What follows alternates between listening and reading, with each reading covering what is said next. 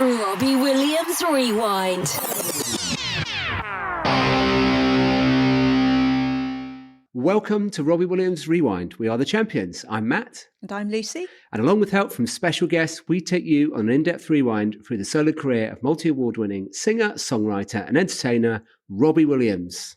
Today's special guest is a very talented multi-instrumentalist, songwriter and producer who's worked with a wide range of artists such as Pet Shop Boys, Passenger, Girls Aloud, Simple Minds, Kaiser Chiefs, Billy Bragg, Peter Gabriel, Sugar Babes, Rebecca Ferguson, Alicia Dixon and Blondie. He's been playing live with Robbie since 2019 and has also co-written and produced many great songs with him. We're absolutely delighted to welcome to the podcast Owen Parker. Lovely to be here. Hello. Hello. Welcome. Again, like Karl. Sorry it took so long, but here we are. So yeah. Thank you. Thank you for coming on.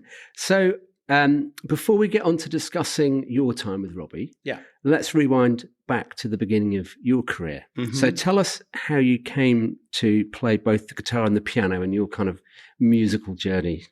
How did that all start off? Well, again, I did quite a few steps around Manchester today and I listened to Karl's one. I was age 3 on the piano. But we had a piano lying around at home and I've got a 14 and an 18-year-old who have every manner of musical instruments been lying around their whole lives. Not interested. My daughter plays a bit of piano and sings, but my son's not interested. And so I was just drawn to it, and it's all I did. Then I got a guitar when I was 6. I had a school teacher who taught me a couple of chords, and I was away. And it was just a obsession, passion, starting with the Beatles and then seeing Adamant doing Dog Eat Dog on Top of the Pops was my David Bowie Starman moment. Because that's, for those not born in the 60s or 50s, that was like, I remember seeing it and going, because I was only 6, calling to my mum, there's a weird man on it. It's amazing. He looks weird. I'm sort of laughing at it. He's got a stripe across his, it's amazing. And so that's how I was in. And then I've just, I took piano lessons from the age of 8 with this amazing woman, Doris Ferret. So I did all my grades with her and I'm self-taught on guitar. So right through my teens, it's then all I did. Got in bands when I was 15. My school band, the Leaf People, we're still together. Just. So that's how I started, just organically and obsessively. Mm-hmm. Right. And what about your musical influences growing up, apart from Adam Ant? Any others? Well, yeah, my parents had 8 albums. There were 7 Beatles albums and a Rolling Stones album, which I didn't really care for. So the Beatles were 96% of my musical upbringing. 2 older sisters, so I would get things from them. My oldest sister went to university when I was about 10. So there was bits of Bob Dylan, the Waterboys, the Icicle Works, all these things she'd come home with. And the other way, that my middle sister left behind her copy of Love Over Gold by Dire Straits, because she wouldn't be seen dead with it in Aberystwyth in 1988, because Dire Straits had hit that zenith of being the uncoolest thing on the planet. Oh, right. Whereas the 13-year-old me grabbed it and went, well, this is amazing. Yeah. And I've always been unashamed about just liking what's good. I've never been faddish. I hear a couple of songs by The Fall now and go, that's good. But I'm not someone who, I'll argue. I've had arguments with people about Coldplay. And I said, they're just brilliant. Shut up. Just because, oh, God, they're just dreadful. And it's like, no, there are things I think are dreadful. The brand new heavies, but it's I always had a kind of soft tooth like that, but and I still have my main 3. Discovered Pink Floyd age 14, the Beatles from conception. That's a weird thought, actually. Yes. From fetus, and who's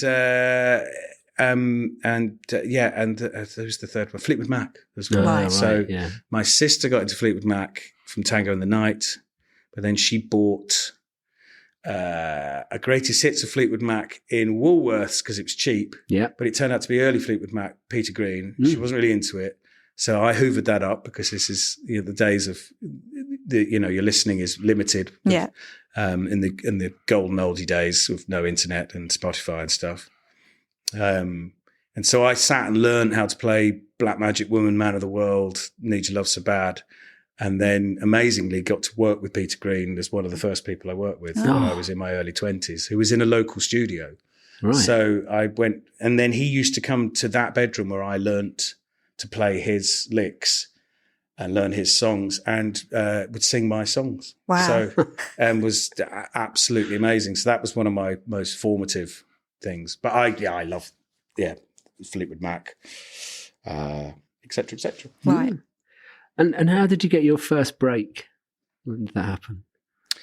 My first break was geographical. That my best mate, Neil, his older brother, Stu, had got in with a songwriter producer called Brian Higgins, who lived in East Grinstead, which was about 20 minutes from where I was. And they needed a guitarist. I just finished college. It's 1997. And they were working with Danny Minogue. And I did a guitar solo on a song called All I Want to Do, which was a top 5 hit. I never got to do another guitar solo in my life. Right. Although actually, fast forward, that hopefully on the new album, there's one we can talk about later. So however many, 26, 27, 28. Oh, what's 97 to 22 to 25? And nearly 30 years on, I get to do another guitar solo. And then it sold 200,000 copies. And it was, I thought, wow, that's how it works. I was very, very lucky, just through my best mate. But obviously I had been playing in local bands and was known to be, I turned down auditioning for Suede because they owned, I don't know if I story taxed this. I think this is true. Their best mate owned a fish and chip shop where I grew up, and Bernard Butler left, and they were auditioning, and someone came up to me and said, I've mentioned you should go along to the audition, and they're up for it. But my whole thing then was, I don't look like one of Suede. I'm into Toto and Steely Dan and Crowded House. I wear polo necks and and I don't have the right guitars and stuff. I was really into Sting as well. That's who I wanted to be. I wanted to be Dominic Miller, Sting's guitarist. Well, precise, kind of sort of player. So I thought, I'm not right for it. And then the guy who got it was an absolute Bernard Butler obsessive. I would be totally wrong. I then got into Suede after that, but I still don't think I'd have been right for them. Yeah. But yeah, again, it just came from geography. And again, funnily enough, just a dormitory town south of London, south of Croydon even. So when did you start songwriting, and can you remember the first song you wrote? Yes, and it's on the internet. If you search The Lollipops Singing to a Shadow, which I did with my friend Will Trotman when I was 8, and we were called The Lollipops, and we did 3 songs, Singing to a Shadow, Yes, Yes, and The Pig, the Cow and the Mouse Lived in One Big House. And it's funny hearing it because you go, oh right, no, you obviously soaked up lots of Beatles at this point. There is structure to them. They're just flights of fancy. It's an 8-year-old sort of devoid of cynicism and being beaten down by teenage years. But yeah, they're definitely the first songs in earnest. I remember writing really serious songs age 13 about the state of the world and how bad Margaret Thatcher was, and and poverty and injustice and all that sort of stuff. And then wrote songs with my school band, the Leaf People. But then it was probably there was a wonderful studio where I grew up, run by a dear friend called Kat, and she just gave me keys to the studio, and I would work for free, inverted commas, for paying clients who'd come in, and I could come and go on downtime as I pleased. And that's when because I had a real problem singing. I didn't sing till I was 22, really. All right. I sang in a school concert when I was about 13 and my voice was breaking. And I got loads of pelters from people because I could play the piano pretty well, not to blow my own trumpet. So people knew me as the music kid. And I then tried singing in a concert and it didn't go well. And I got 3 months of people even like 5-6 years later, I see people. Owen's brilliant. He can't sing though. I go, what? No. This was one thing. My voice was great, and you always feel like you don't protest too much. Yeah. But I then sang at college, and it was like, oh no, you can sing. And so there was a so I started properly writing in like 95, 96, so when I was about 20. Yeah. Right. So 8, but really in earnest when I was coming out of my teens, 19, 20, 21. Right. And before we go to Robbie, can you tell us a bit about your work with some of the amazing artists that you've written with or produced? We know that you've worked with people like Simple Minds, who I believe you saw as a teenager. Yes, I fainted at a concert of theirs in 1992. Same time I fainted at a Lenny Kravitz concert. I don't quite know what was going on. There was something, and I had some osteopathy, and I think there was something weird with my back. That's an aside. I'm fine now. I haven't fainted at a concert since, and it wasn't in a Beatle One Direction way. No, of so overwrought. Simple Minds came about through. There are these things called writers' camps, which I'm always a bit nervous of. And I was doing a fair few of them at the time, because there is a thing, you get thrown in a room with 3 strangers and you're then supposed to come up with magic. And songwriting can be quite a personal thing, and it can feel a bit, this is the sound the wrong way, like an orgy. You're supposed to be really, really personal with complete strangers. Yeah, it feels wrong, and just sort of, and a lot of times the most confident and dominant one in the room is the least talented. Yeah. So you'd end up, some guy would take over and I got these mad ideas, and you're like, you just sort of would shrink and go, I just want this hour to be over. But the guys who ran these group of songwriting things, which was at Terminal Studios, which Karl mentioned was where he got the Darius gig, they also managed Simple Minds at the time. So they said, have you got anything for Simple Minds? And I had, because my time at Xenomania, which was Brian Higgins, so we did a lot of Girls Aloud, we did all the Girls Aloud, did some Sugar Babes, did The Boy Does Nothing, Alicia Dixon, Pet Shop Boys, which was amazing. Your job was Brian was obsessed with Dancing Queen, because Benny and Bjorn wrote that as an instrumental. And they played it in a club in Stockholm, apparently, and people started dancing.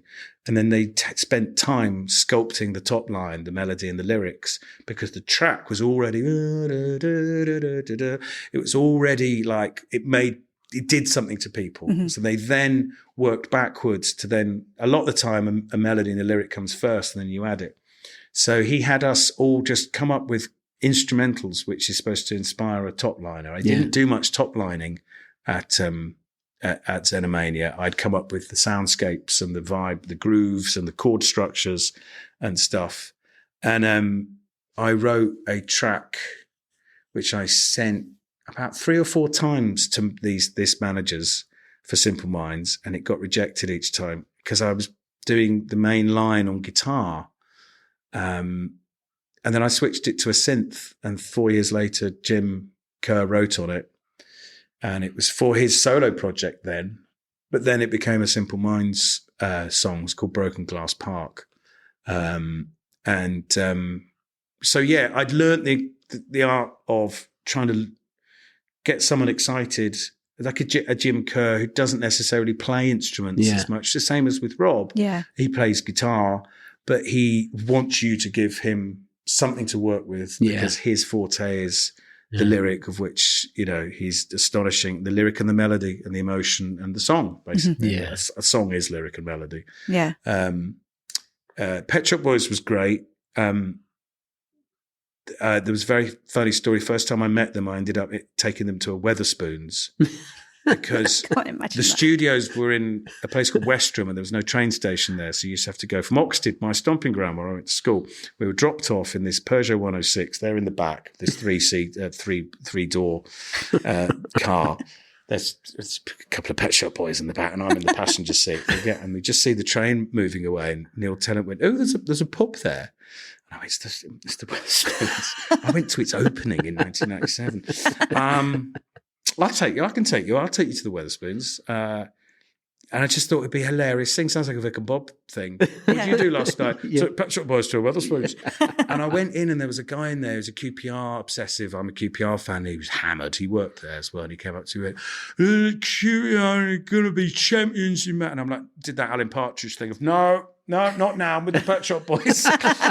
And then managed to get them drinks and went and sat in the corner and went and sat in the quiet family area. And Neil Tennant just said, I've never been to a Wetherspoons before. I said, well, and I don't imagine he ever has done it since. But we then did this album, Yes. And it was my song, my music for the first single, which was called Love, Etc. And it was Grammy nominated, that album, but we lost out to Lady Gaga. Oh. But I'll have the Grammy nomination. Yeah. That still goes on the CV. Oh, amazing. Yes, I can't think of any yet. Yeah. Any other ones worth? No, I think of those Simple Minds and the Pets and Girls Aloud. I wrote a few B-sides and stuff. And some, Right. I didn't. I played on things. I played on The Promise and Call the Shots, which I think are astonishing songs. Yeah. Like I had that moment of pulling up the session of Call the Shots and the intro and going, this is really good. Same as when because I wasn't particularly a Pet Shop Boys fan, I had always on my mind, like anyone else, because it was a Christmas number one. Yeah. But I pulled it up and Neil Tennant's double track vocal, I went, well, there it is. That's the $1 million question. How do you, no one sounds like him. Mm-hmm. And he's in that Bob Dylan, Neil Young category of just, it's just such a wonderful, distinctive pop voice. Yeah. That, not Marvin Gaye. Yeah. But the other end of the spectrum of utterly idiosyncratic sort of thing. Yeah. And we think the first thing that you did for Robbie, so we can check this, was play the keyboard on Bye Bye on Under the Radar 3, which came out in February 2019. Is that right? Or first recorded thing? Yeah. Yeah, I think that would be. There was nothing before that. Because then the Christmas Present comes out after that, and that was the first album. And the Vegas gigs were after that as well. Yeah. Vegas was June, July of 2019. Yeah. Yes. That would be the first recorded thing. Yeah, we were in Eastcote Studios. It's a Karl track. Yes. With Ben, is it? Yeah. Yeah, okay. Yeah. So yeah, that's the first thing. There was various things along the way, which, like in Karl's thing, because Rob's so prolific, just writes and things that you think, oh, this is, oh no, it's gone away. Oh, you think it's gone away, sort of thing. But no, definitely. That's the first one. Yeah. How did you get involved? Was that through Karl? With Rob, he emailed me. It was the greatest barbecue I've ever hosted. We only had 4 people round. So what happened with me was that Rob had a protege called Jake Emlyn. Oh yeah. Mm-hmm. Jake's a brilliant artist, and he was being managed by IE. And IE came to me and said, "We need you to be this guy's Guy Chambers." And I went, "Amazing!" To work with this. And they sent me some tracks, and I said, I'm not really feeling it. And it was actually Michael who said, "Do me a favor, come and see him live. The reason we're coming to you is he hasn't got songs, but he's got something." Mm-hmm. And I went to see him live. I was blown away by him. And then we started writing, and especially wrote this one song. But unbeknownst to me, it was all being sent to Rob in LA. Mm-hmm. And then Rob contacted me. Right. And also, Rob had heard Broken Glass Park. Mm-hmm. Because he really liked it. And so he knew that, and he'd done his research, he knew I'd written that. Right. So, yeah, I got an email one day saying, it's Robbie Williams. Do you want to do some work with me? And I was just, flipping my own burgers. But, it was wow, So that was the end. So then I would send Rob some ideas.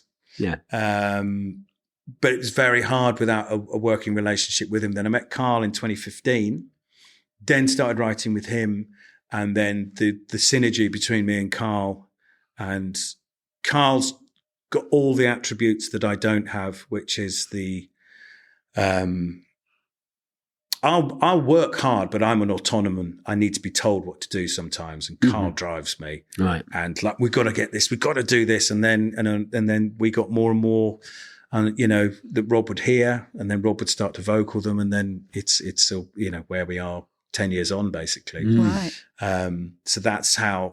Yeah. So it was through IE and Michael. I went to school with Michael, you see. Oh, so okay. he was at my school. So we always knew each other. And I remember, because I think when he was thinking of someone to work with this Jake. So it was, and funnily enough, I did an article there was a magazine called Word Magazine. When I was traveling down to Xenomania once, I thought of just an article about when people say, how do you make it in the music industry? How do you make it as a songwriter? And I thought of Guy, and I thought of Egg White. And my theory was, one of my theories, and it was also Sven-Goran Eriksson, whose motto in the 2002 World Cup was dare to lose to win. It was rubbish, because Sven's style of play wasn't that. It wasn't cavalier and like, six attackers sort of thing. But that was a kind of good press thing for him to say, dare to lose to win, blah, blah, blah. And I said, well, you could attach it to Guy and the Lemon Trees. The Lemon Trees album, which I had and I was a fan of, didn't trouble the top 200 albums, was in music industry terms a failure. And I'm doing that with the inverted commas fingers. And the same with Egg White and the Egg and Alice album, 24 Years of Hunger, which I think is a masterpiece. Again, didn't hit the top 200. However, Guy's on the map as a songwriter within industry circles. Egg White is as well. And then Guy gets put with Rob. We know the alchemy of that, the genius that provided. And Egg White writes Leave Right Now and Chasing Pavements and everything. But I don't think they would have done without their failure, inverted commas, albums. Right. Yeah. So I see my work with this guy, Jake, as the stuff that Rob heard what I could do. Yeah. And none of it actually came out. But it served a huge purpose for him hearing, what I do, basically. Yeah. Wow. So then the Vegas shows. Yes. How did it feel to be stepping into Guy's shoes? Because he had done the March gigs. And He'd done the March ones. And you came in the June gigs. It was, I think it was the most nerve-wracking I've done, because as many people will say, 1,500 people is far harder than 100,000. It just is. The whites of the eyes, the fact it's intimate. You can sort of hide behind a sea of people. I had not a great deal of rehearsals. We started pretty soon after arriving, so it was pretty jet laggy. But then everyone was so lovely and doing. But it was a real baptism of fire, and we had an earthquake on stage just before the first song on one of the show. It wasn't the first show, but that was certainly interesting. And Rob started really high up, and we were like, "See, I think we're having the rise of me and Jerry on the same rise, just looking at each other, going, this is not right. This is not normal." But no, they were amazing. That's where I properly got to know everyone. Yeah. Sort of thing. So, and being in Vegas is nuts. Yeah. Anyway, and being able to write on Facebook. So I'm doing Vegas with Robbie Williams, and the most likes I've ever had. Sort of thing. It was absolutely amazing. And I used to end the set just playing My Way, me and him. Mm-hmm. Oh yes, yeah, that's right. So. But it's so funny because you come off and you go into the band lounge and everyone's tucking into a spring roll and a bit of pizza and opening a beer, and it's straight back into just like the beginning of a normal sort of gathering. So, all right, yeah, all right. Oh. Not sort of high fives and whoa, we smashed it. It was just really sort of slightly disconcerting. It sort of think, all right, we're just all normal backstage, and well done, it's all good. Everyone happy? I think everyone's happy. Yeah, but it was It was really good. And obviously we were looking forward to doing, because I was down to do the March in 2020 before the world ended. Yeah. So we never got to, I never got to do another one. No. Oh, so maybe one day. Maybe one day. So was that the first time you met Rob face to face in Vegas? No, I knew him pretty well by then. Oh, right. He vocaled a track with the guy I was working with in 2013. So I met him then. And from 2015 onwards, I was writing stuff with Karl and would record in various places with him.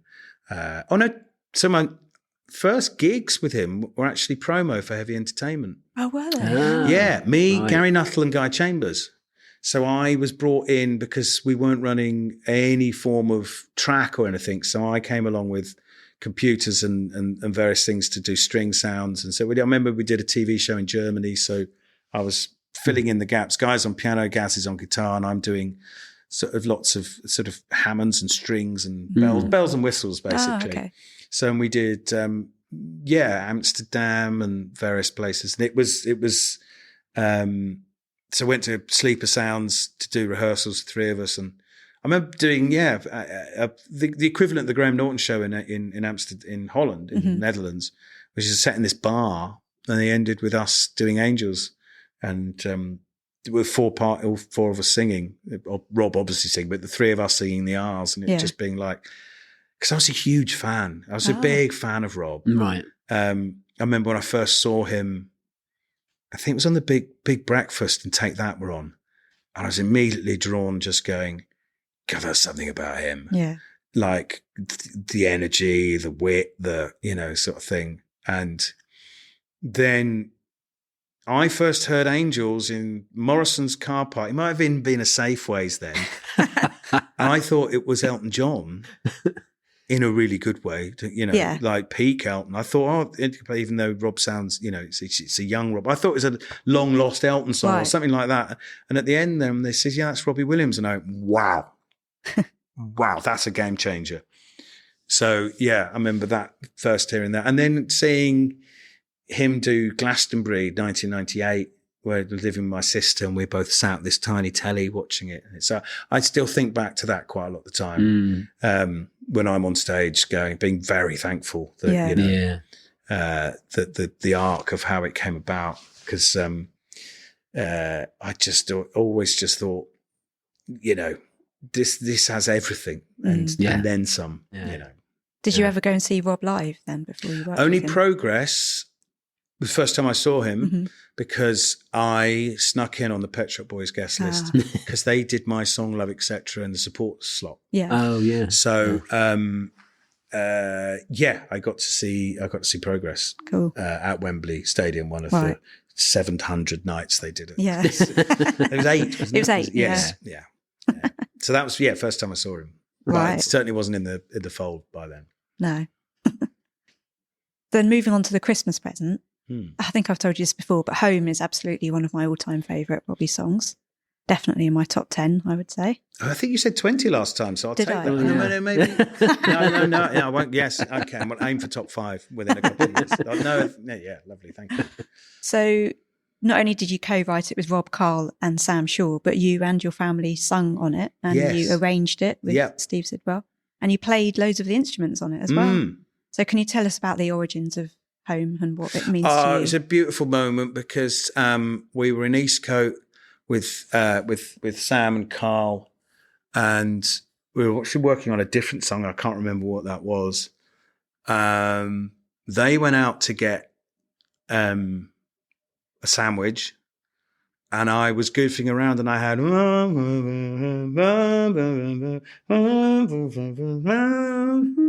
and they came in, and it was Sam who came in and went, "What's that?" And this is the thing where you need to collaborate, because if I was on my own, that might have gone. Right. Sam and Karl walked in at that point, and Sam and then Karl were like, "What was that, mate?" And I went, "Oh, it's just, no, put that down." And then we went back to the beginning, and then Sam went, "Tell me where," and we were in, and we had, and it was all written that day. And then Rob came in, and we wrote the middle 8 with Rob on the spot. And then I love this song, "Keeping the Dream Alive" by Freiheit. The hopes we had were much too high. You know that song? No, I don't know. The dream will never be over because we're keeping a dream.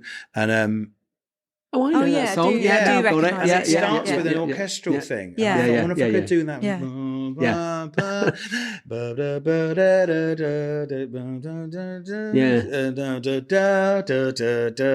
thought we'll take the melody of ours, but the inspiration, not in a plagiaristic way, Germans, publishers who are listening, just in an, and then we were in, and then when Guy and Steve Sidwell were doing the strings at Angel, I got to go, and it was just a beautiful moment hearing that orchestra strike up what I'd mocked up, and Steve Sidwell transcribed and arranged with me. But it's a thing. It's got a special thing, that song, and I won't say it wrote itself, but they say the best songs do. But we were sort of, it's the look in our eyes, all of us. And it was a true collaboration as well. We've got, Karl coming up with lyrics and melodies and arrangement ideas, and he's always brilliant with production ideas as well. So it was, I'm incredibly proud of that song. Yeah. And to have your family involved in it as well. Yeah, and we went to the Wembley show.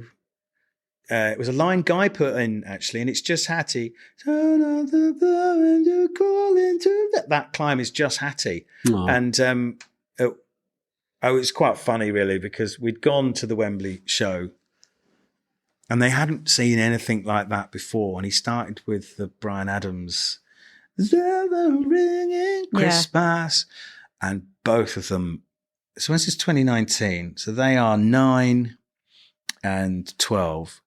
And they both just couldn't deal with it in a sensory way. And they got their fingers in their ears and they're going, and I'm going, not now, Jesus Christ.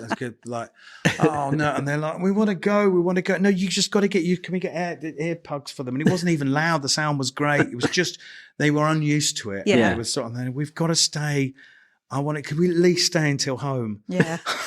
That's why I've come. I want to see him because, I'd never seen him perform. It was one of the first ones, that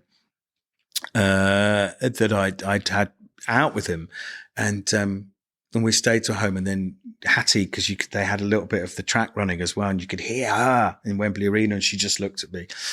But then they started creating again, and we left after home. That's my eternal shame. But it was the thing, we had to go because they wanted to go. And then I remember Karl phoning me after and go, "Where are you?" I went, home. Really sorry, there's a story behind it, but it was great. Well, the first 8 songs were great. But no, it was so lovely having them on it. And Emily as well, my wife, she sings a lot of BVs on stuff. She's on Darkest Night. She still finds it, and her friends find it endlessly hilarious. It's not Christmas night, Come and Bring Your Sex Alive, that she sings that with Rob. So talking about Darkest Night, you co-wrote that with Karl and Rob, and you arranged it with Guy. Plus, you played a lot of the instruments and provided backing vocals that you were just talking about.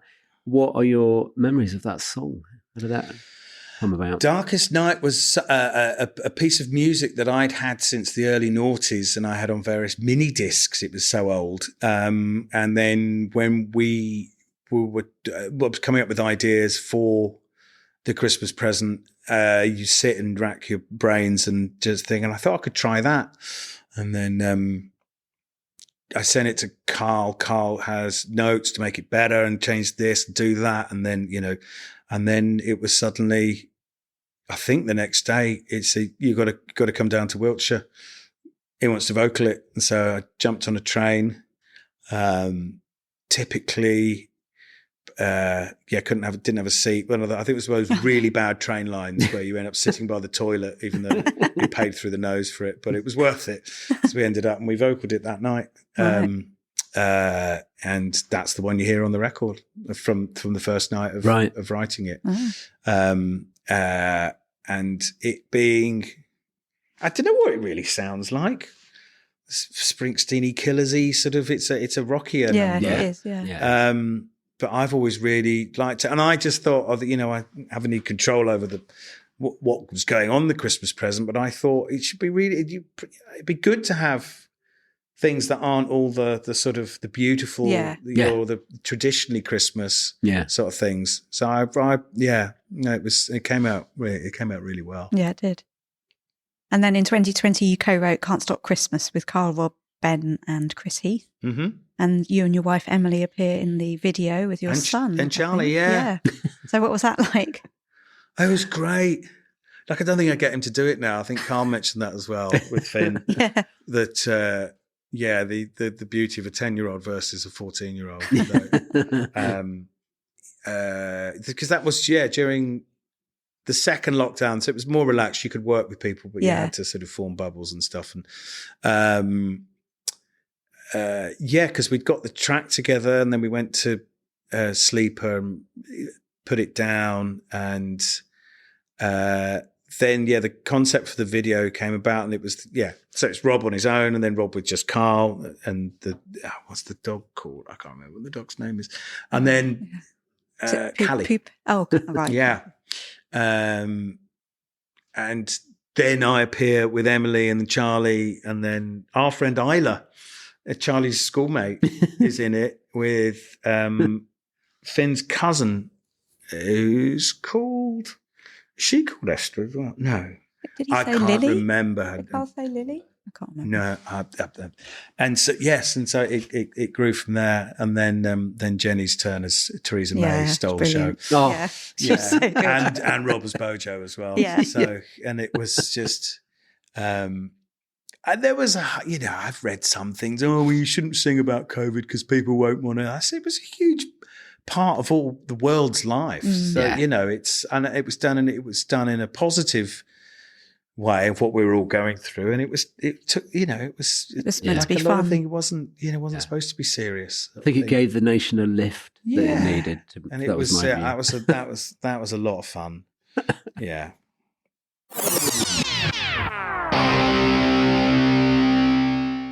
Hi, I'm Robbie Williams, and you're listening to Robbie Williams Rewind with the Champions. You provided backing vocals on a lot of songs on the Christmas present. Which one did you enjoy singing the most? I've got the list here. If you want me to give you the list, you can probably remember. Give me the list. And do you know what was lovely about that? Because Guy hired me just to do BVs. Right. And that back to the 13-year-old who got pelters from, I could name all the people now. And some have asked for the guest list and I said no. That to be hired as a singer was such it was lovely. With Andy Kane, who's goes right back with Rob. Go on. Which ones? Best Christmas Ever, One Last Christmas, Idlewild, Bad Sharon, Happy Birthday Jesus Christ, New Year's Day, Snowflakes, and Not Christmas. What did I? That's a big list. Well, obviously there was Home and Darkest Night as well. And but we've sort of spoken about those. I remember being terrified because the multi-track for Home came up.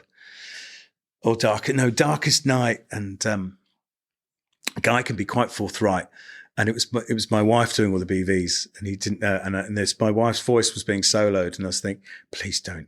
Yeah. And he went, they're really good, to the engineer, to Richard Flacker, with the co-producer with him, and I said, thank God for that. In case the girls are going to have to go, no, get rid of them, they're awful. Sort of thing. I really enjoyed Bad Sharon because I recorded. I did the BVs on it, but I recorded Tyson's vocal. Oh, wow. Yeah. Amazing day. Went up to his house, just turned up. Paris answered the door, his wife, made me take my shoes off. And he wasn't there at the time. But my mate, one of my best mates who I sort of always looked up to because he's got 6 Grammys and all that, because he was with Foo Fighters for years and has done Arctic Monkeys and all sorts of amazing things. I remember speaking to him the night before. He said, look, mate, just remember, he'll be nervous. You're Robbie Williams' guys. Yes. Coming up, and he's a boxer. Yeah. This is how don't get me wrong, he's confident. He didn't half sing in press conferences and in the ring and stuff, but he'll be nervous. And with that knowledge, I was like, and he was. Yeah. All 6'9" of him, whatever. But then, so we just put him at ease, had a chat, and and then he sang, and he did it in one take. Oh, wow. I made him do a few more sort of thing. I don't want to push it. But, and the mic stand just nearly went high enough for him. But he was so brilliant. And he had his 6-month there old, and just plopped him on the sofa. And it was called Adonis. It was such a brilliant day. And it came out so well, that song. It was just... what I call sort of aural Prozac, sort of sound Prozac sort of thing. Just makes you happy, that song. It does. Absolutely does. Definitely. And then you co-wrote California Christmas with Karl and Bob too. We love that song. Oh, yes. Yeah. Really and I was at the Roundhouse gig. So you got to play that was the second Rob song I ever heard him do of mine, basically. Right. And, there might not, but I don't know. Can't be that many, because the thing is, when all your songs you do, you've collaborated with the Christmas songs. There's a window for them. That's December, and around the time they do or don't come out, because California Christmas didn't come out. Yeah, I remember he said on the mic, didn't he? He said, "Guy," he said, I sent you this, and you when we were rehearsing it for this, you said this should have been on the record. Yeah. I was like, oh, right, that, and I'm going, no, I'm saying nothing. Yeah. it's the spinning plates and the moving parts of this amazing world I'm lucky enough to be in. But I love California Christmas. Yeah. Yes, and who knows if that will surface. And I think that came up in I keep talking about the Karl one because it's fresh in my mind. But and under the Xmas radar, under the tree, Christmas radar, under the tree radar. Yeah. Oh, under the tree radar. Under the tree radar. There we go. Oh, yeah. We'll campaign for that. Let's have one of those. We'll help. So let's move on to 25. Mm-hmm. You co-wrote 2 of the new tracks on 25 with Rob and Karl, More Than This and The World and Her Mother. Yeah. Can you tell us a bit about your involvement in those? They were written in lockdown. I'm in my studio in Hitchin. Karl isn't at home. He said he was down in Bournemouth way, wasn't he? And Rob's in LA. Mm-hmm. And More Than This, me and Karl had written a session in around 2016 with each other. One of the first things we'd written, the track. And The World and the Mother, we'd started that, I think, around that time as well, and it'd just been tinkered with and then put on the shelf, and then you come back to it. It was sometimes good to come back with fresh ears, like in Simple Minds World. I had 2 cuts on their 2018 album, which I'd written in 2010. I'd always been told by the people who managed them at the time, they said, Simple Minds are an oil tanker. They will turn. It might just take a long time, sort of thing. And same, not to that extent with this, because it's a lot more fast moving. But yeah, there were 2 tracks. I remember just Rob sent through the vocal of More Than This, because he's in LA. I got it in the morning. And I just played the vocal through my phone as it was downloading. And we were just having our morning cup of tea with the dog in bed. And Emily, I remember my wife saying, "Oh, this is a good one." And that's without the music playing. Yeah. There's just with his top line. So then I go into the studio and I fit it in, and then me and Emily will go in and sculpt BVs around it. And then did the arrangements for the Metropole. Again, Steve Sidwell transcribes it so that the orchestra know what they're doing. And then Guy and Richard produced it. But I was lucky enough to, and same with World and a Mother, I was lucky enough to get a feed of the session for that. So hearing the first time they struck that up. Wow. And I'd been teaching at LMA, because I was teaching at LMA during lockdown. Oh yeah. And hearing just walking through Hackney Wick, going, there's a 70-piece orchestra playing my arrangement somewhere in Amsterdam. Yeah. And this is amazing. Oh. So yeah, they're really, really special songs. And yeah, very amazing. Proud that they made it. Beautiful songs. Yeah. So moving forwards to now, you've been heavily involved with Rob's upcoming album, Britpop. Mm-hmm. Are you at least able to tell us how many songs you've co-written, produced, or played on? It's not finalised yet. It has to be soon, because I think things need to. It's normally vinyl that it takes the longest, sort of thing. Yeah. So hopefully any day soon we will know the final. I'd say possibly six out of the 12, which is amazing. Yeah. So I think it was at a meeting. He came to LMA the college I taught at, because he's involved with it. And I remember him just saying, guitars. Now starts 2022. Mm-hmm. Want to do some stuff. So it was from there on, basically a new tack. And it was, as much as I love Sleigh Bells in July, it was really nice to not do Christmas songs anymore. Sort of thing. Just get stuck in with the guitars. Yeah. And you're playing keys in Rob's band on this tour. Yes. How have the first few shows been for you? Any venues or countries that you're looking forward to playing as well? There've been 3 quite extraordinary shows that we all feel very lucky to be involved in. We're very, very lucky. We have an amazing amount of rehearsal time. Yeah. And even just walking out of Murrayfield at however many, 60,000? Yeah, I think it was 60, yeah. I just have never felt so relaxed on stage. And I think it's all of us.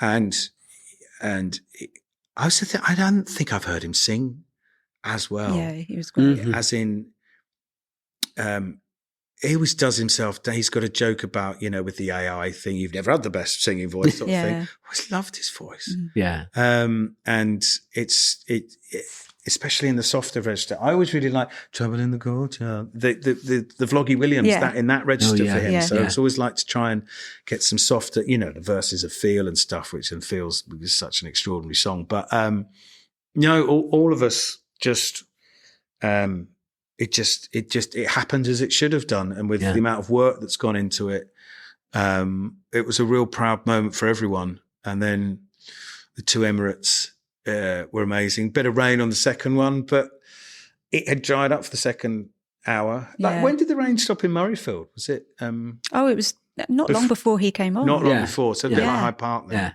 Yeah. Okay. So no, they just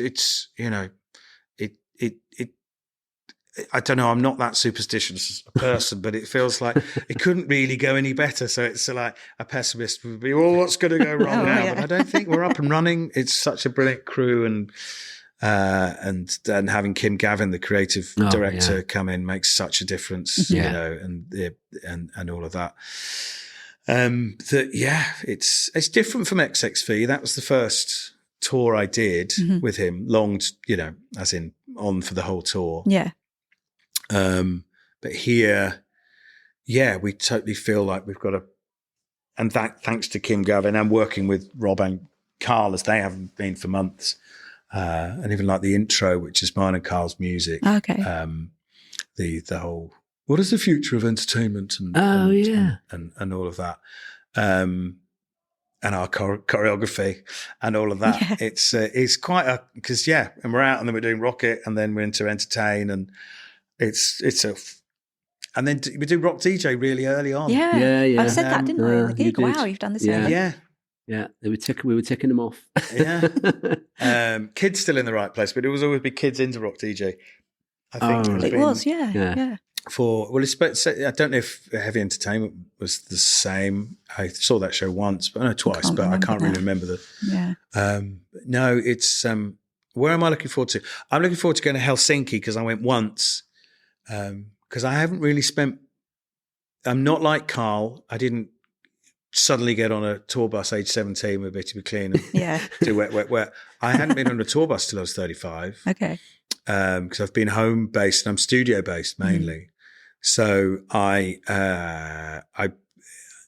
love it because it's still, that was 15 years ago, but it's still fresh, and obviously doing this. I did play Helsinki with Boney M. My first live gig was with Boney M. Right. And one of the 4 Boney M's from the 4 lead singers.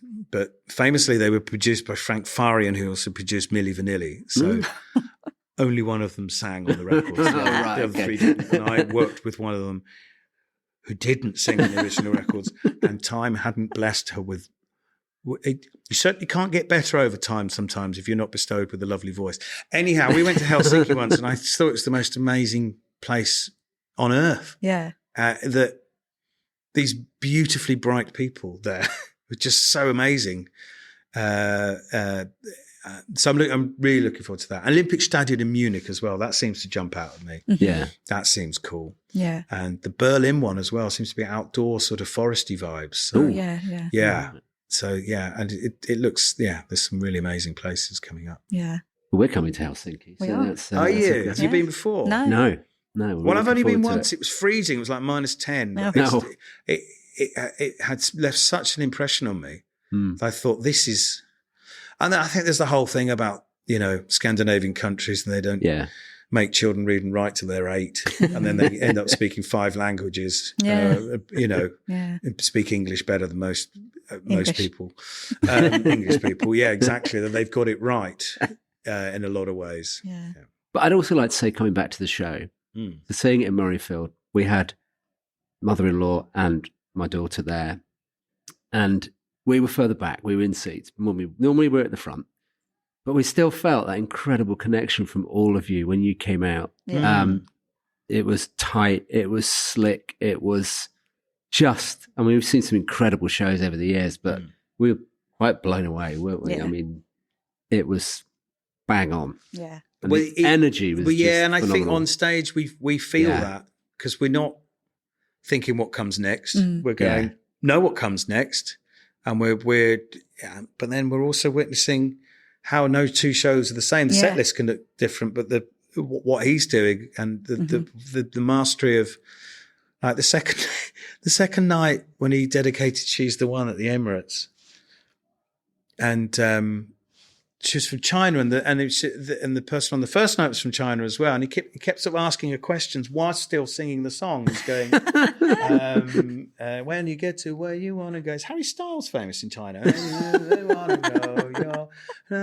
Gary Barlow, and he's going, I'm famous in China, and it's just so funny in amongst this beautiful song, and that's the thing about Rob. It's just like. You could so totally see how he's watched his dad, the entertainer, and just that the club comic, and then he'll make you laugh, and then do Angels. Yes. Like, what the hell is broken here? I'm laughing now. I'm crying. Yeah. It's that whole incredible. sort of thing. But that whole thing. We've got moving risers now. You see.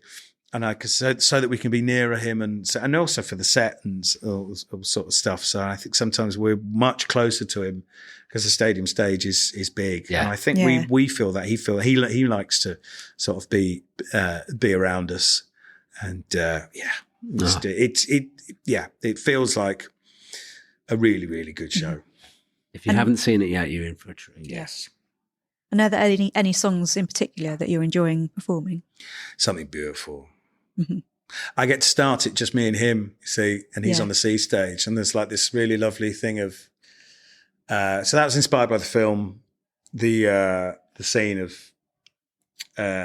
Thankfully, Rob fans don't seem to be like Queen fans, because when the Queen biopic came out, everyone was up in arms about the chronological or the time things. Well, thing is, they didn't record that till 1984, and they're playing it in 1976, and it's like. It's a film, mate. Yeah. And there are, lots of things within the film where it's for narrative and it's for it's for a film. Yeah, absolutely. Like which album is Something Beautiful on? Is it? It's certainly not Life Through a Lens. Is it Sing When You're Winning? Yeah. So No, it's Escapology. Is that right? Okay. But they depict it as the first thing they wrote together, sort of thing. But it so works, and then he comes walking out, and it's just like this real special moment when he's walking from the sea, and we've all kicked in, and I love that song, and that is definitely highlight for me of the show. And also, and I told him this, and he didn't. I don't know how well we can trust Setlist FM. I think it's pretty good. Like I suppose, like Wikipedia, it's not monitored, and sort of. Yeah. But I found out he'd only ever played it 5 times. Yeah. And I asked Gary Nuttall, who's obviously been there since the end, he kind of corroborated it. Jerry said they played it once or twice on the Close Encounters tour. And I asked Rob, and I said, how many times do you think you've played Something Beautiful? And he said, about 30. And I went, 5. So that's why it's really special for the fans. It is. It's massively it's so. Yeah, it's nice. So hands down for me, Something Beautiful. Right.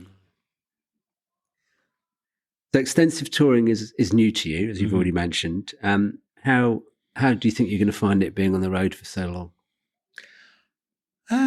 What's your secret sauce? I've got my things. That is a lot easier than in the 80s or 90s that you can FaceTime. Yeah. I can even talk to my dog. He doesn't get it. He looks around the back of the iPad and a sort of thing. But you're in amazing places, and we do get to go home. Yeah. You're not out for 3 months and don't see home. You might have a 3 or 4 week thing, that, sort of thing. But I mean, my longest, I did 7 weeks in America with Billy Bragg, and that was ebbs and flows. But I had really young children, like, Charlie was 2, Hattie was 5, and my wife was amazing because she just got on with it and all this sort of stuff. But they know you're doing something you love. Yeah. You're not on an oil rig, which I'm not saying that people who work on an oil rig don't love it, but it's like my kids came to the first night at the Emirates. I've got a lovely screen grab of the moment where he introduced me. And it's like my daughter's mugging to camera because it was a film and I took a screen grab. But there's just this look in Charlie. He's sort of, my son, he's sort of watching, and it's really lovely. It's pride. They're very proud. And so they know I'm doing something that I love, and they've met Rob, and they rub along with it. Okay. And I met my wife doing this because I was Benny, she was Frida in an ABBA tribute. So there you go. We have ABBA to thank for forever meeting. Oh. Yeah. And you're in a band with your wife as well. Yes. You mentioned it before, called Parker's Band. Yeah. So tell us a little bit about that. Well, I'd never wanted to be an artist, certainly never wanted to be famous. I wanted to be a songwriter and a producer and a musician.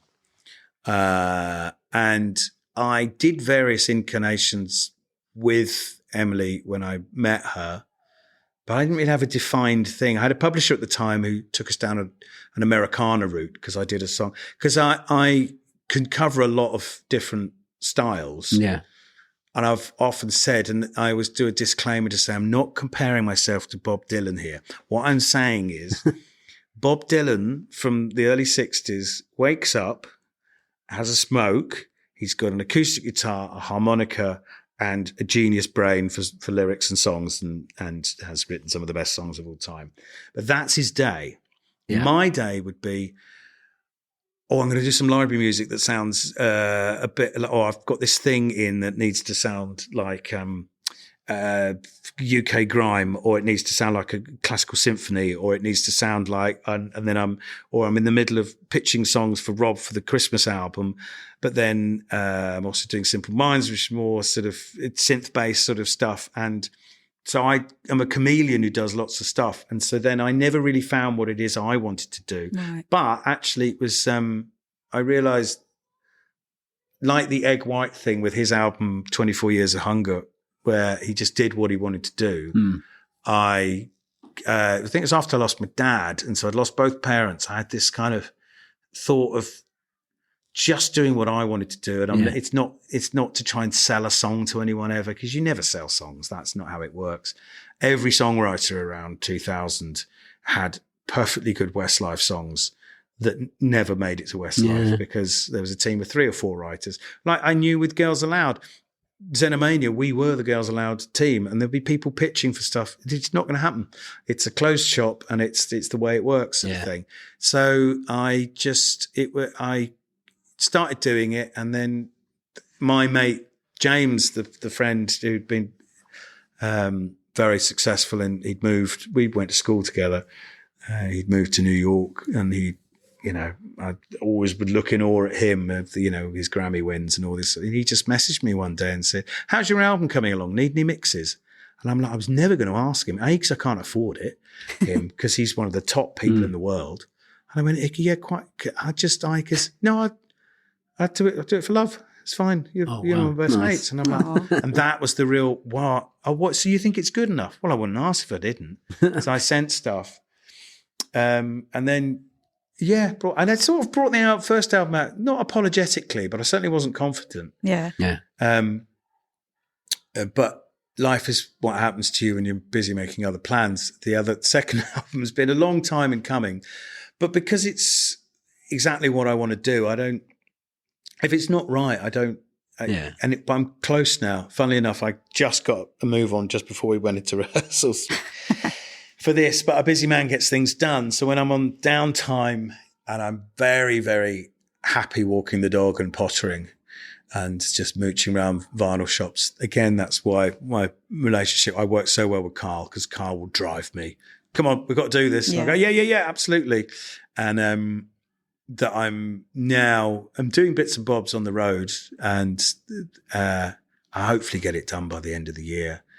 I'm really excited about actually being able to use, because I've got a lot more connections than I did when I brought the first one out, that it can actually be heard by more people. And that's all it is. It's to leave a footprint, however small. Right.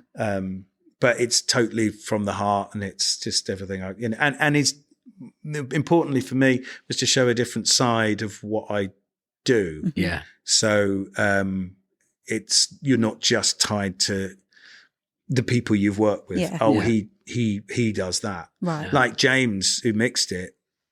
Some people might go, oh, so he's Foo Fighters, so he's kind of that big sound. Rock thing. Well, yeah, that's what he worked with Grohl for 10 years, but that's not everything he can do. That's just who he worked with for 10 years. So, it's and as a calling card, to try and find other projects and show another facet of what you really want to do, sort of thing. And one of my happiest moments in life, I got a review in Classic Pop magazine.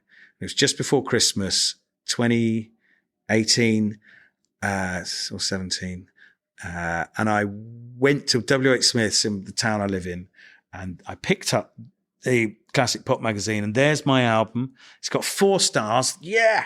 And it said, basically said, like, Neil Finn, and Prefab Sprout and Wall Ear of Pink Floyd. And I'm like, oh my goodness, I'll take that. Yeah. Because they're all the elements that are in there, or the stuff I love. Yeah. Especially Prefab Sprout was something I wouldn't have thought, but I have listened to a lot of Prefab Sprout. And it just being so lovely about songcraft, which is what I, absolutely love. Really nice. And you love it so much, you're even teaching as well, right? Yes. Yeah. Once actually I started doing XXV, I was at the college through lockdown, basically.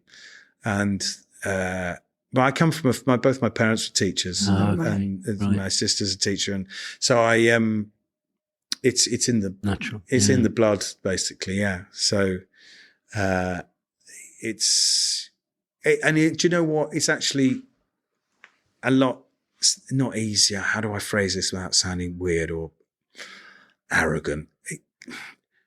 Because my career has been a build, and I feel that now at the age I'm at and doing the stuff, and how lucky I am to be doing in the Rob camp on the writing and the performing side, I feel I can do teaching with not any hint of frustration, or the cards didn't fall for me.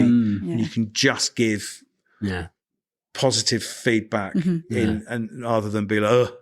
Well, because the course I did was dreadful, and it was run by bitter people of my age who hadn't done anything. And probably because, from what I heard, because they did try to play us some of their stuff, they weren't good enough.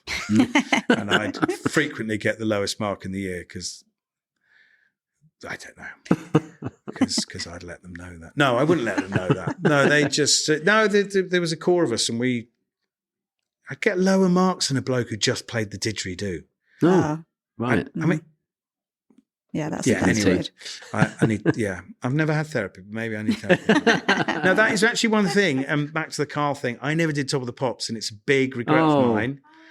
I was really jealous. Like, I've got friends who mimed with Let Loose, stuff like that, and I think I wanted to do that. So I wish I'd just skipped college, moved to London, and done that. But that's not really my character. So I wouldn't have been just I wouldn't have done that right. sort of thing. So it is a hypothetical, basically. And then Top of the Pops, by the time I was playing with people and I'd met people, Top of the Pops was decommissioned anyway. So we need a show like that back again. Yeah. I know. I'm sure there must be a space and for we it. can't rely on bloody, ladies and gentlemen, he's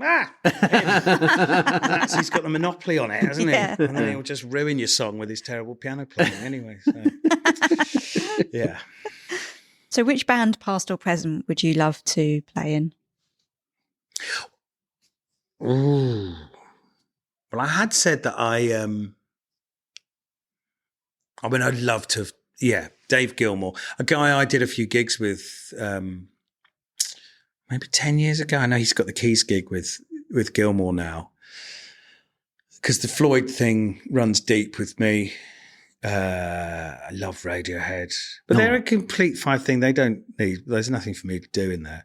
But I know this is fantasy. This is well, the Hot City Horns are Paul McCartney's horn section, and blows my mind that they get to play with him on stage. Yeah, and and the after show on Saturday, Mike, the trumpet player, said, "Oh, this is Paul's nephew."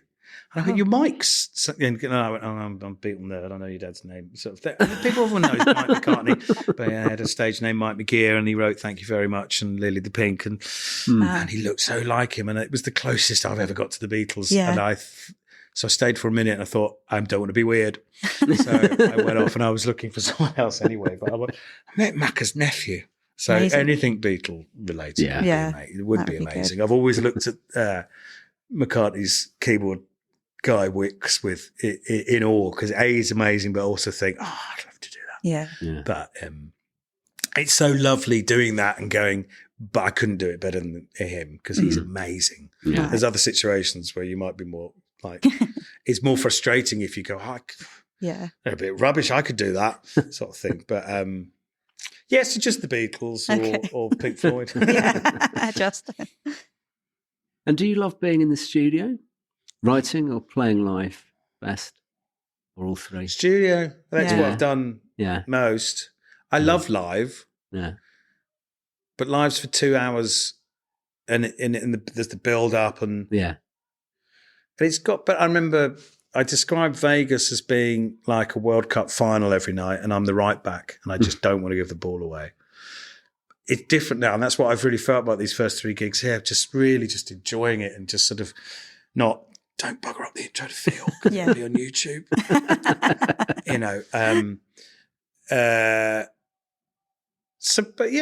But then, they let me have a guitar and strut around and play the Foo Fighters at the beginning of it now. So it's like, I'm playing for 60,000 people. So that's amazing as well. And there can be really boring times in the studio. Yeah. And there's a lot of waiting around. So I'm very, very lucky I've got a balance between the two. Yeah. Not many people get a balance of the two. You you're on the road, or you're a studio-based bod. Yeah. So I'll sit on the fence and say both. Okay. Yes. They're both, wonderful. And what's the best thing about working with Rob?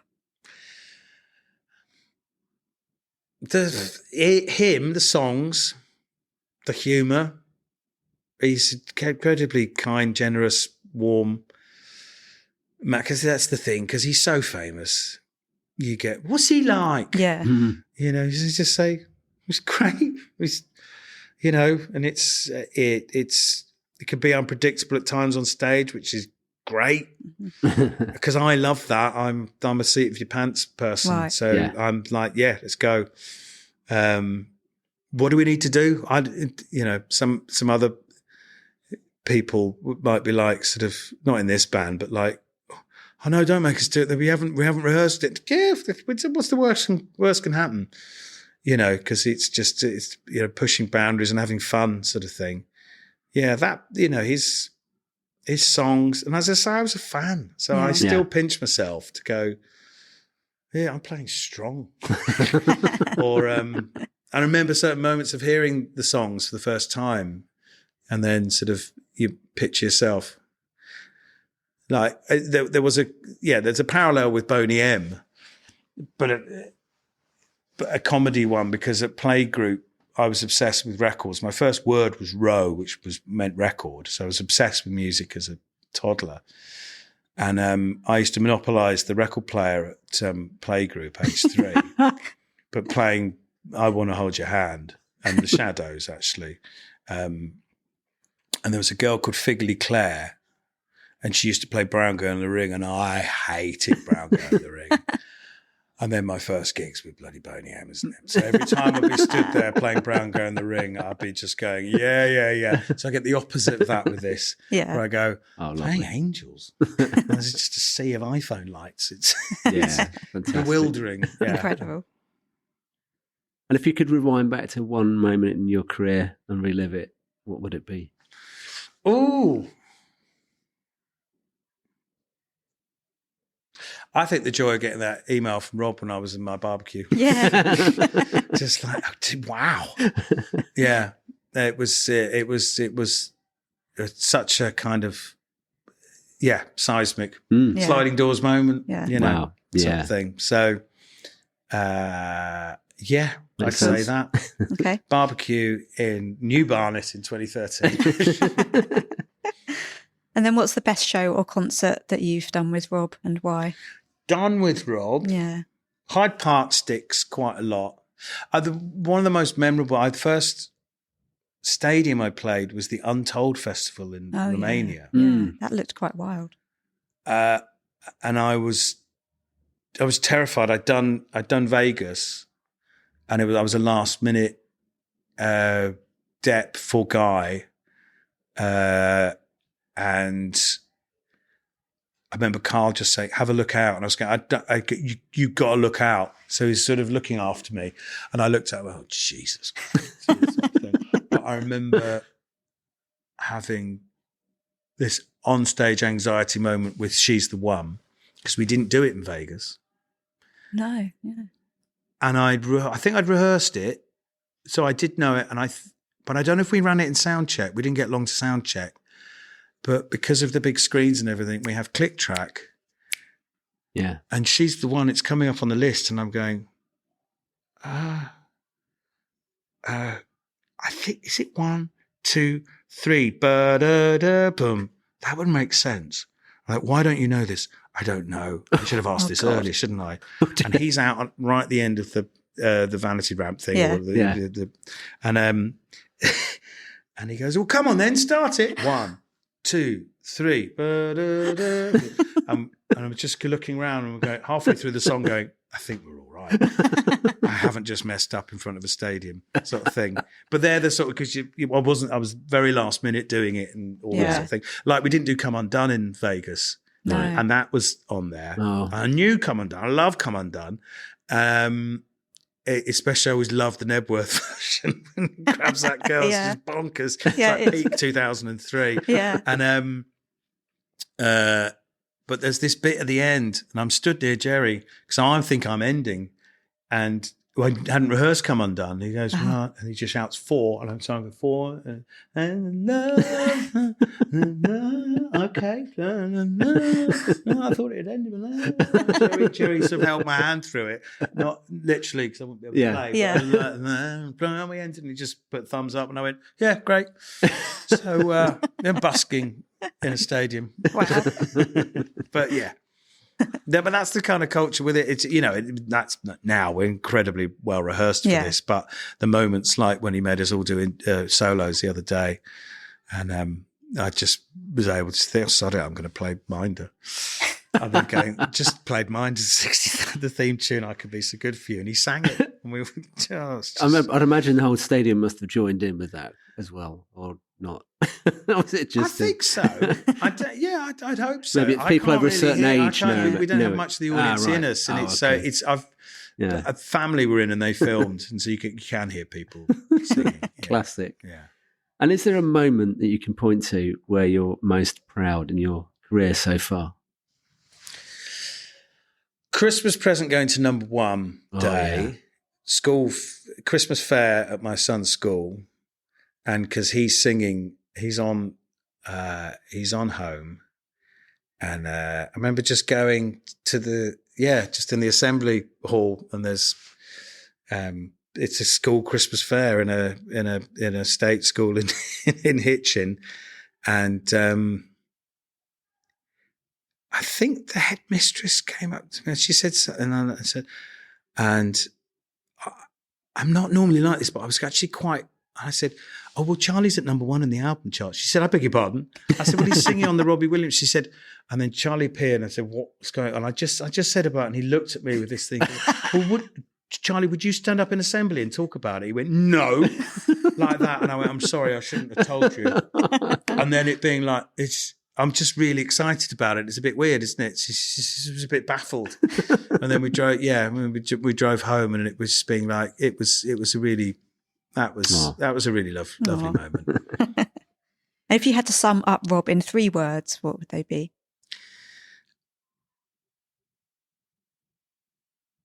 King of entertainment. Yes. Oh, good got there. Yes. Can you edit out the pause? Yeah. Yeah, that's good. And we have to ask this.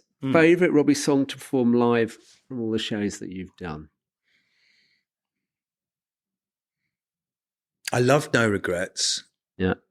I remember I did from the moment I heard it and the video. Is that the one with the fag and the exploding petrol station? Yeah. I wonder if it probably wouldn't be one where I have to do the piano intro, because I went through, I was like, it's coming. And that whole sort of thing, which is thankfully gone now. You need nerves, you need adrenaline, otherwise, but you don't want terror. I'd say, is it No Regrets, or is it, what do I love playing? Entertain's great. It's because it's that amazing piano part, and it's the bounce bit, and you see the audience. And I remember Hyde Park especially, because I did the sound check with this plastic all over the keys like that. And the keys tech said, "Are you able to do that in the show?" I said, "I can't do that in the show. I can't move my hands up and down like that." And he was like, "Oh, it's just that if it pisses down tonight, then," I'm like, "Oh God. No, I can't." And then the sun had come up, and England had just scraped through on penalties. Yeah. And seeing the bounce. And also, I'm delighted by that point, because I've got through the intro of starting the show and doing the piano bit round and round and going, "Yep, fine again. Yeah, wheels didn't fall off, or I didn't, suddenly get my hand stop working or something weird. Yeah, cramp. I get cramp. I'm always delighted when we get to the bam, bam, bam, bam, because I can sort of do that as the arms kind of just going, "What are you doing?" Yeah. Doing that. Yeah. Entertain. I think SJ said entertain, didn't she? Yeah. I think a few people have said entertain. Said Yeah. Did he? Well, it's a great drum part. The Chris Sharrock part. I mean, what a start. Who else has got a starting song like that? So, Well, yeah. And then what we ask every guest, your favourite Robbie song overall from anything. My favourite Robbie song ever, I love Karma Killer. Oh, that is fun. That's amazing. Yeah. I remember early on messaging Rob when I sort of get to know him, and I just heard it. And he just, "Oh mate, I love the fact you even know that." I went, "The album's about 8 million or something," sort of thing. And it was a really but I just love the chords, the sentiment. It's about you know who. Yeah. Who's brilliant in the film, isn't he? Yeah. Just yeah, he is. I with my songwriting, I'm driven a lot by retribution and score settling. Right. Yes. It really inspires me. Yeah. I can sometimes I can write a song about a really angry thing if someone's really annoyed me, and then 6 months later I'll change the lyrics to be about something far more peaceful, totally different. But I've got the song out, because sometimes they're quite melodic and peaceful and beautiful. They're not angry like Karma Killers. Yeah. I hope you choke on your Bacardi and Coke and all that sort of thing. But I come from a similar place, but sometimes I finish them with the angry lyrics, but sometimes I then swerve it into something more lovely sort of thing. But no, I'd say Karma Killer. I'd love to do that live. Oh, we would love to hear let's it. have When it it live. goes and say, na, na, na. Oh, it's brilliant. It just stirs up so much emotion every time you hear it. Yeah. There's Look something what you about didn't it. take from me. Yeah, exactly. Yeah. Oh, brilliant. It is. Well, Owen, thank you so much for joining us Pleasure. and taking the time to tell all those fantastic stories in your journey. I mean, the creative partnership that you have in the band with Rob, with Karl, with the others is just fantastic. And I think you've opened up something which maybe not everyone was completely aware of there. So thank you for sharing that. My pleasure. It's fantastic. Thank you. Thank you. Thank you very much. Robbie Williams Rewind.